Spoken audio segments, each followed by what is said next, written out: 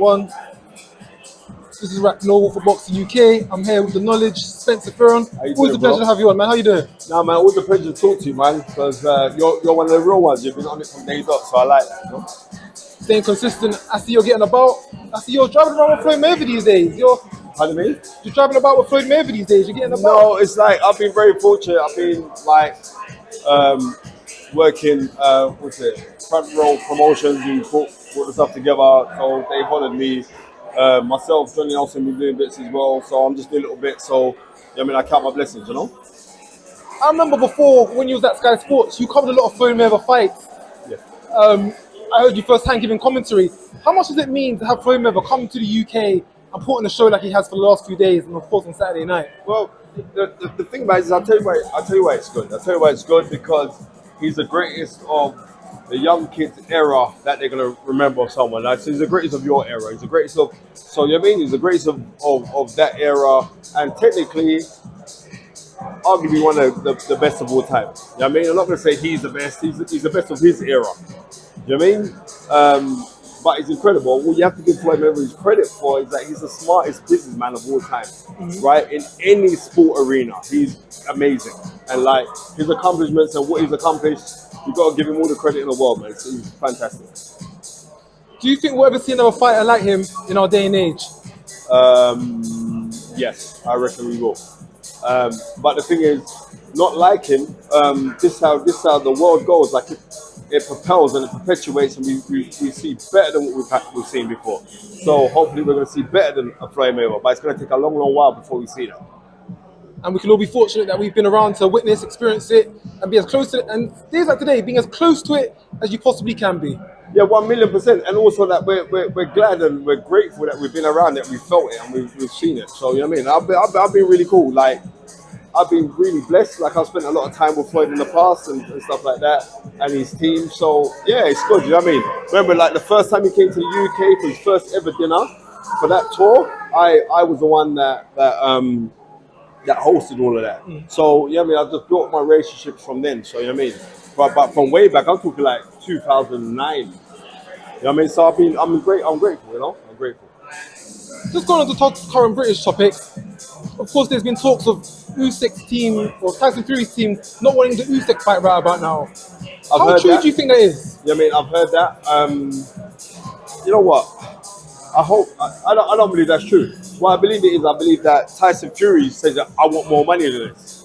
And that's the thing. I don't think you can't go to Tyson Fury, who's a fighting man.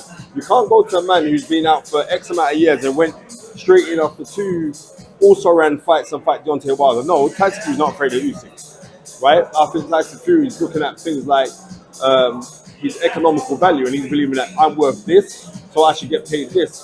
But you know, if that money's not there, because I believe that Saudi Arabia is not going to take the fight, so therefore something else has got to happen, and I think that something else should happen and should give, and we'll see what's going to happen from there.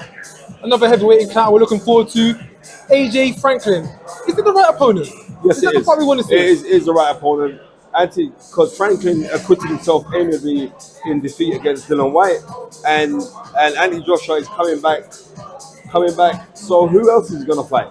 You know what I mean? I think Franklin's a good name because Franklin acquitted himself well against Dillian Whyte, and Franklin, technically, because you're with a new trainer, it takes at least 5 fights for you to get used to a new trainer, right? So I think that's the right fight for him. Because Anthony Joshua think, no, he should be fighting this person. No. Let him come back. It's about longevity. Bring him back. I think that's the right opponent for him. You know what I mean? Derrick James is my guy and a very good trainer. We'll see what's going to happen off of the back of that, man. Joshua has a comeback fight. Do you think end of the year, start of next year, we could see him Fury? And if it does happen, does Joshua have a good chance of winning that fight? It depends on how Joshua handles things mentally and see how he comes back. But right now, even a fully mentally fit Anthony Joshua, Tyson Fury is still going to give problems, right? Tyson Fury is incredible. But you know what? Tyson Fury, I do see flaws in Tyson Fury. But it's whether somebody is good enough to exploit it. When you are trying to exploit that, you're in the pocket. And when you're in the pocket, you'll get this 6'9" giant who can punch with both hands, southpaw and orthodox, that's hitting you. So, yeah. And just on to another topic. Of course, yesterday, I know he's a close friend of yours, Conor Benn. I don't want to talk about it. I'm going to be real. No disrespect. You know what?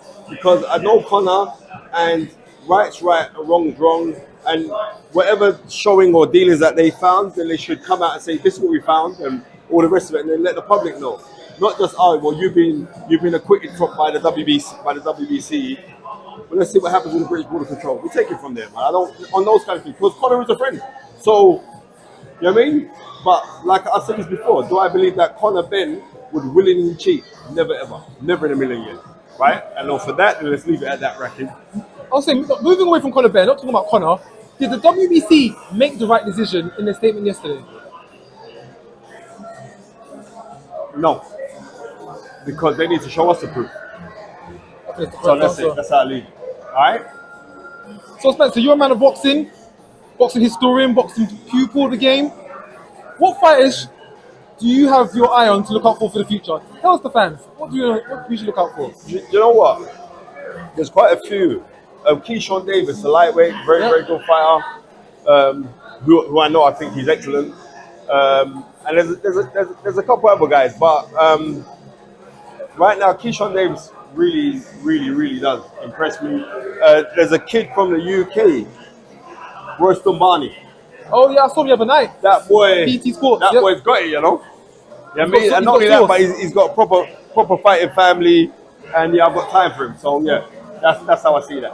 Royston Barney from the UK, Yeah, Keyshawn from US. Yeah. And just one more thing to touch on. Eubank Jr., the rematch clause, he invoked it against Liam Smith. Too soon? Or No, I mean, no difference. Whatever fight is there that's going to capture the British public, go back and take that fight, right? Simply, and like the fundamental flaws that I said, I don't know if there's enough time for you to correct those, but let's see what you tried to do. You know what I mean? And fair play for going back in there and fighting the guy. So we should salute Chris Eubank Jr. for taking that fight. Fighting man, from a fighting family, from a proud father. Wishing all the best for Chris. 1,000,000%, bro. Hey Spencer, it was a pleasure. Thank you for your time. Rakim Noble, big up yourself, bro. Love. See your side.